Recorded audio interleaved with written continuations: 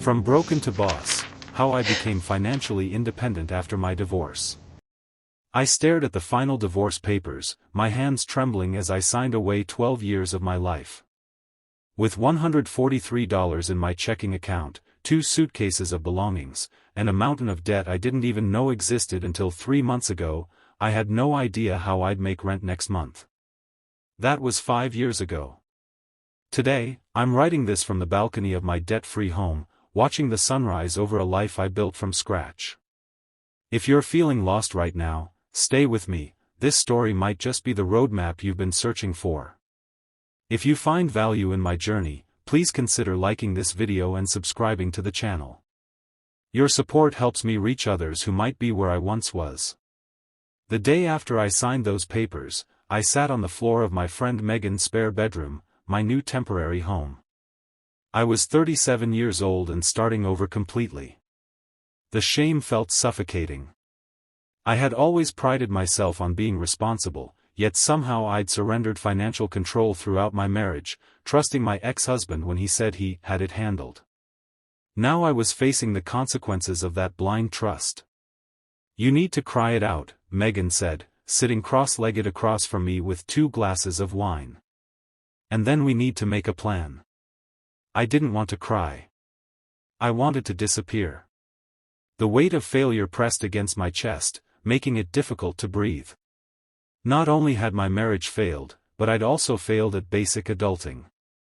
How could I have been so naive about money? So dependent? "I don't even know where to start," I whispered, finally letting the tears come. "I have a decent job, but after paying off these credit cards I didn't even know we had, I'll barely have enough for food." Megan nodded, her expression serious but not pitying. "Then we start with what you have, not what you don't have." What I had was a marketing coordinator position at a mid-sized company, paying just enough to cover basic expenses. What I had was a brain capable of learning. What I had was rock bottom, and the only direction from there was up. That night, I made 3 promises to myself: would never again be financially illiterate. I would never again depend on someone else for my financial security. And I would transform this pain into purpose. The first month was about survival. I created a bare-bones budget, cutting every possible expense. No more takeout coffee, no subscriptions, no new clothes. I sold my wedding ring, a decision that brought both pain and the first taste of financial agency I'd felt in years. The $3,200 it fetched went straight to the highest interest credit card. I started educating myself, devouring every free resource I could find. The local library became my university. I checked out books on personal finance, listened to money podcasts during my commute, and spent evenings watching YouTube videos about debt repayment strategies. Knowledge became my power, slowly replacing the shame that had consumed me. 3 months in, I had my first breakthrough. After analyzing my spending patterns, I realized I could save an additional $400 monthly by meal prepping and eliminating impulse purchases.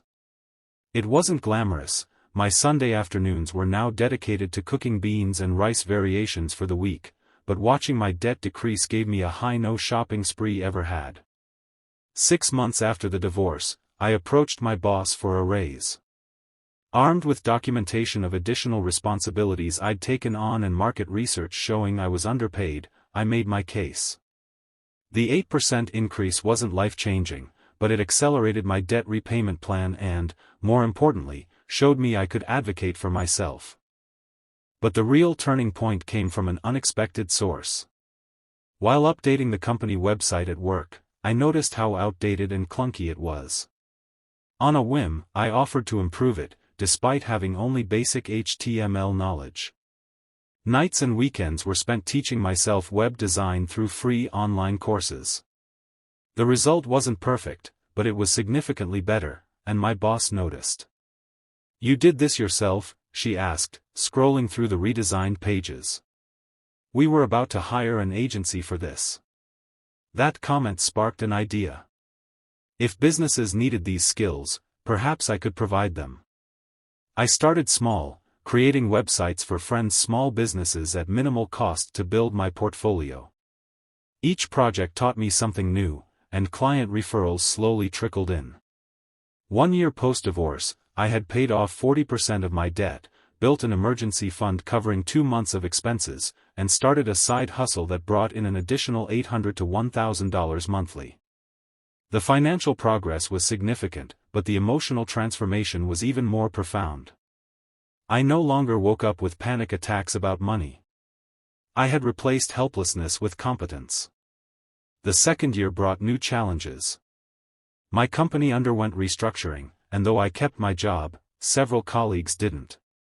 The experience was a stark reminder of how quickly financial security could vanish if I relied solely on one income stream. I doubled down on my side business, creating a proper LLC and investing in better equipment. Each client project became more sophisticated as my skills improved. I started specializing in helping small businesses not just with websites, but with their entire digital presence, something I understood well from my day job. The hustle was exhausting. Weekdays were dedicated to my full-time position, evenings and weekends to client work. Social life became nearly non-existent, and dating wasn't even on my radar. Some nights, I questioned if the sacrifice was worth it. But then I'd check my debt payoff tracker or my growing savings account, and the answer was clear. By the end of that second year, something unexpected happened. My side business income surpassed my day job salary. I was effectively working 2 full-time jobs, but one was building something that belonged entirely to me. The realization was both exhilarating and terrifying. "You need to make a decision," Megan said during one of our now monthly financial check-ins.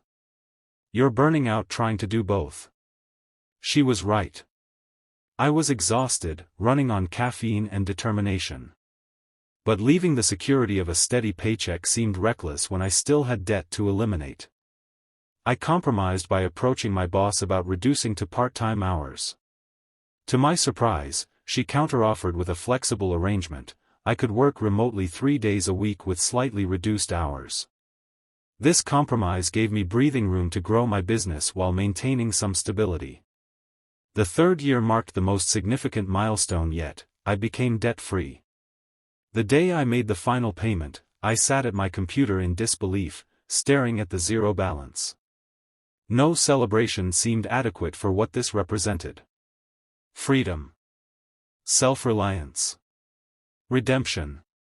I allowed myself one splurge, a framed print for my office wall that simply said, "She rebuilt herself." It cost $45, an amount that would have caused anxiety during my darkest financial days. Now, it was an intentional investment in remembering how far I'd come.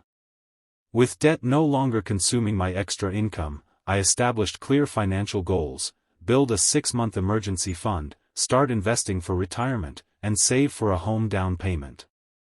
Each goal had a dedicated account and automatic transfers on payday. The systems I created removed emotion from money management, something I'd never understood before.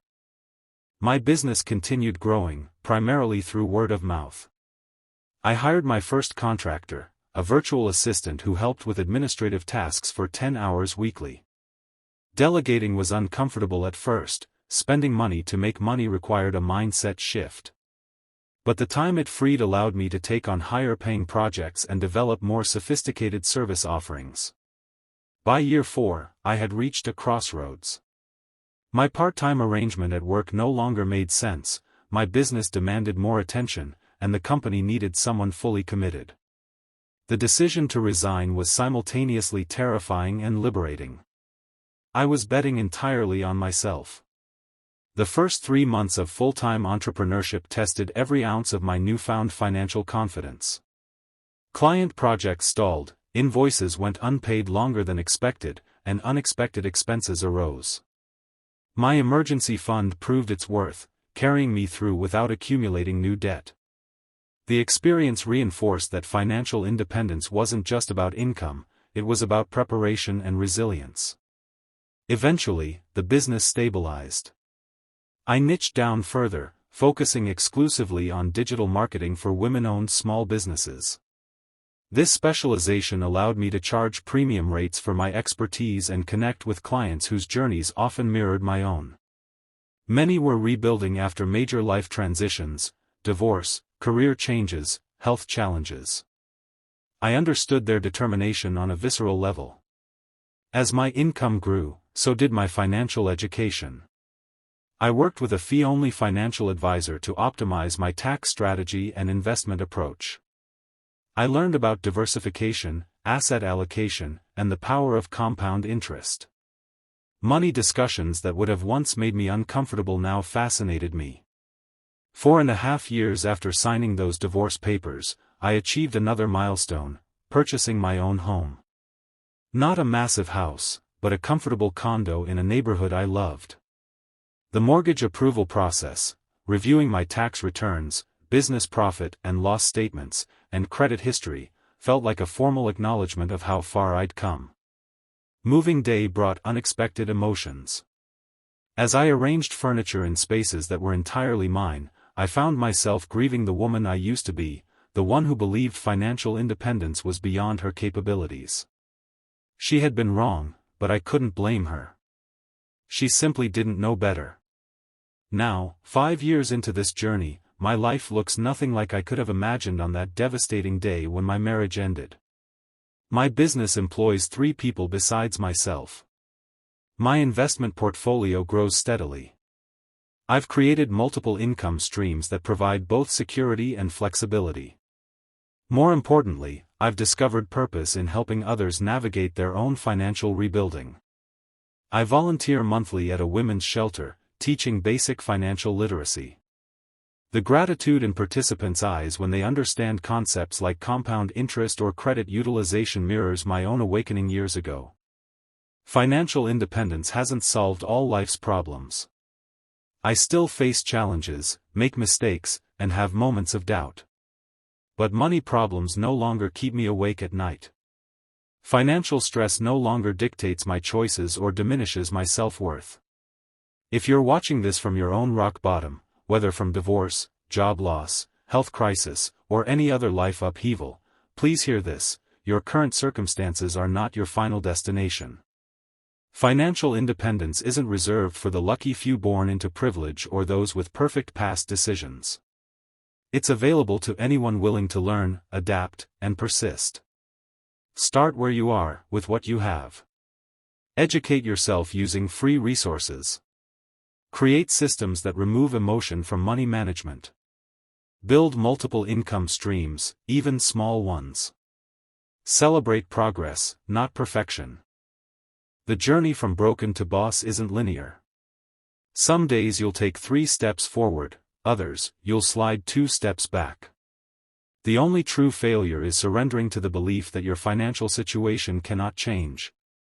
5 years ago, I was a financial disaster with $143 to my name. Today, I'm financially independent, debt-free, and helping others find their path to security. If I could speak to my past self, the woman sobbing on her friend's spare bedroom floor, I would tell her, this breaking is actually your beginning. Trust the process. Trust yourself. If my story resonated with you, please consider liking this video and subscribing to the channel. Your support helps me reach others who might be facing similar challenges. Remember, financial independence isn't just about money, it's about reclaiming your power and building a life on your own terms. The journey may begin with brokenness, but with persistence and knowledge, it can lead to becoming your own boss in every sense of the word.